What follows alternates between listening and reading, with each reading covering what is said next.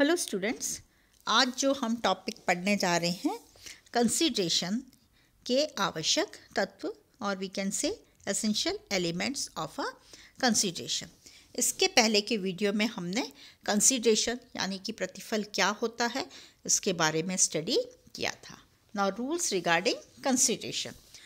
According to section 2D of the Indian Contract Act 1872, the following features are essential for a valid consideration. First is, consideration must move at the desire of the promisor. Consideration can be offered by the promisee or a third party only at the request or a desire of the promisor. If an action is initiated at the desire of the third party, it is not a consideration.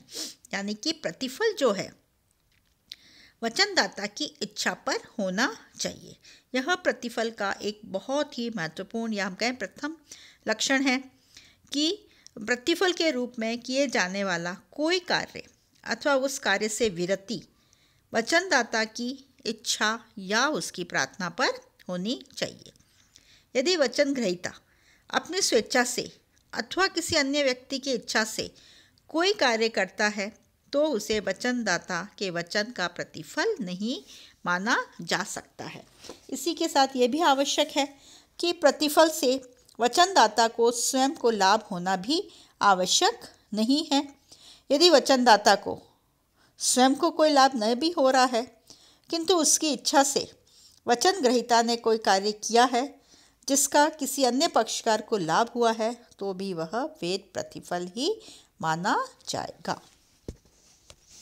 Second point is, consideration may move from the promisee to any other person. Now, according to section 2D of the Indian Contract Act, it states the phrase promise or any other person. This essentially means that in India, consideration may move from the promisee to any other person. However, it is important to note that there can be a stranger to consideration but not a stranger to a contract. यानी कि प्रतिफल जो है वचन ग्रहीता या अन्य किसी व्यक्ति के द्वारा भी किया जा सकता है। यदि वचन ग्रहीता की ओर से किसी अन्य व्यक्ति ने कोई प्रतिफल दिया है या वह प्रतिफल वचनदाता की इच्छा अनुसार है तो प्रतिफल में वेद भी माना जाएगा। इसे हम क्या कहते हैं? डॉक्ट्रिन ऑफ कंस्ट्रक्टिव कंसीडरेशन या हम कहें रचनात्मक प्रतिफल का सिद्धांत। यह क्वेश्चन आपके जो शॉर्ट क्वेश्चन है उसमें कई बार पूछा जाता है, what do you mean by doctrine of constructive consideration. तो इस संबंध में जो व्यवस्था है वह यह है कि यह जो है हमारा प्रतिफल है किसी अन्य व्यक्ति के द्वारा भी दिया जा सकता है।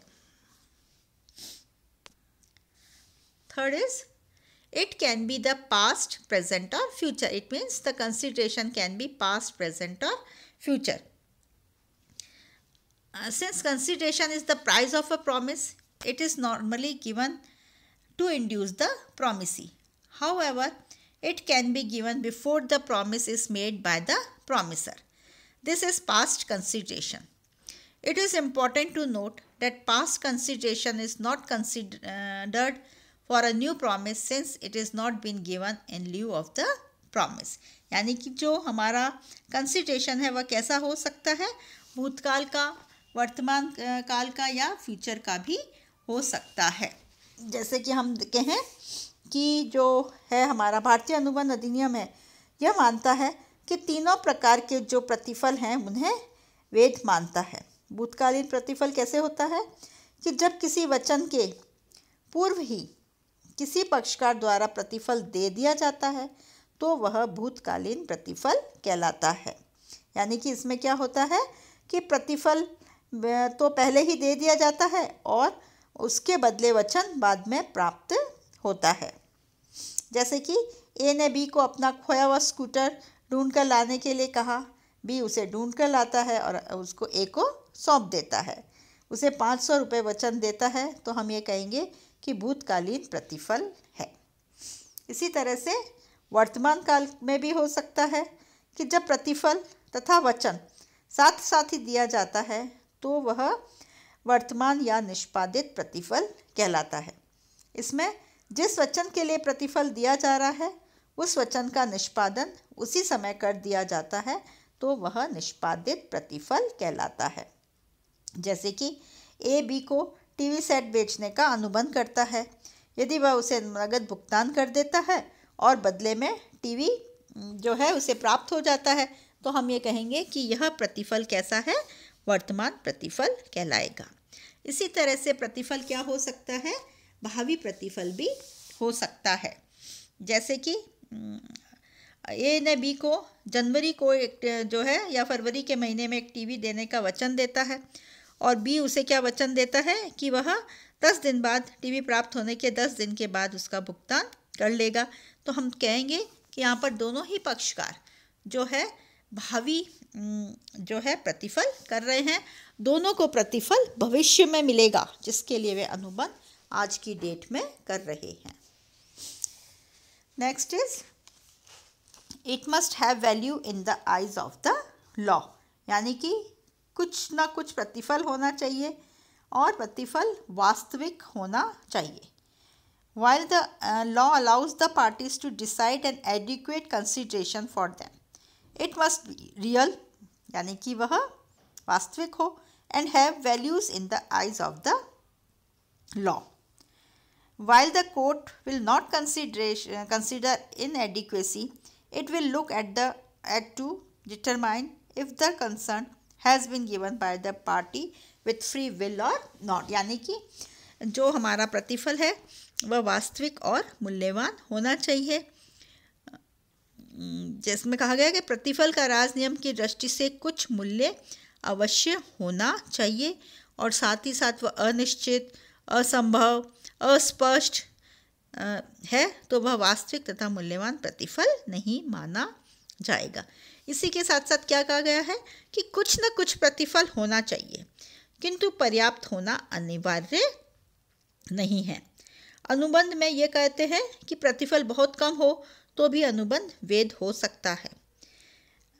यदि प्रतिफल बहुत कम है या अपर्याप्त है तो उस पक्षकार को यह बहाना बनाने का अवसर मिल जाएगा कि सहमति स्वतंत्र रूप से नहीं की गई है, लेकिन फिर भी कुछ न कुछ प्रतिफल अगर है तो अनुबंध को कानून की दृष्टि से वैध माना जा सकता है। Next is it should be over and about the promisor existing obligation, यानी कि यह जो है प्रतिफल वचनदाता के विद्यमान दायित्व से अधिक अधिक होना चाहिए। If the promisor is already obligated either by his promise or law to perform or abstain from a certain act, then it is not a good consideration for the purpose, यानी कि प्रतिफल वचनदाता के विद्यमान दायित्व से कुछ अधिक होना चाहिए। विद्यमान दायित्व का निर्वाह करना नए वचन का प्रतिफल नहीं हो सकता है, इसलिए प्रतिफल ऐसा होना चाहिए जिसे करने या देने के लिए वचनदाता पहले से ही किसी कर्तव्य या अनुबंध के अधीन कार्य करने के लिए बाध्य ना हुआ हो। It can not be unlawful, यानी कि प्रतिफल वैध होना चाहिए, अवैध नहीं होना चाहिए। A consideration that is against the law और public policy is not valid. Now we can take an example. Anil offers ₹10,000 to Sunil to beat up his business rival.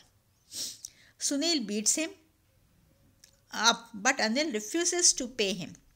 Sunil cannot file a suit for recovery since the consideration is against the law.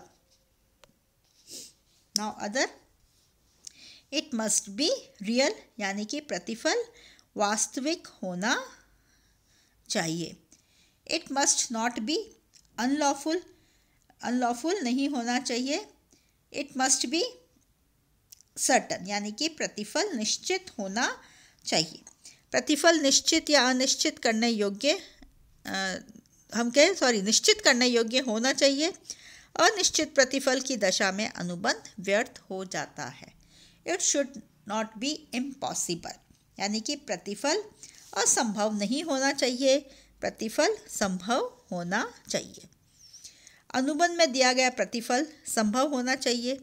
प्रतिफल के रूप में दिया गया वचन या कार्य वैधानिक एवं भौतिक रूप से पूरा करना संभव हो सकता है। यहाँ पर हम एक एग्जाम्पल ले लें, जैसे कि अंता है, उसने बंता के लिए जादू से खजाना ढूंढने का वचन देता है यदि बंता उसे 1 लाख रुपए दे।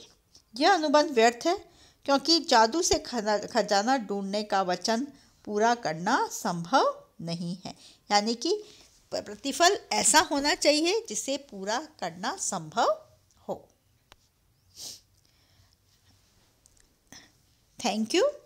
हमारा अब इस यूनिट का जो लास्ट टॉपिक है वॉइड एग्री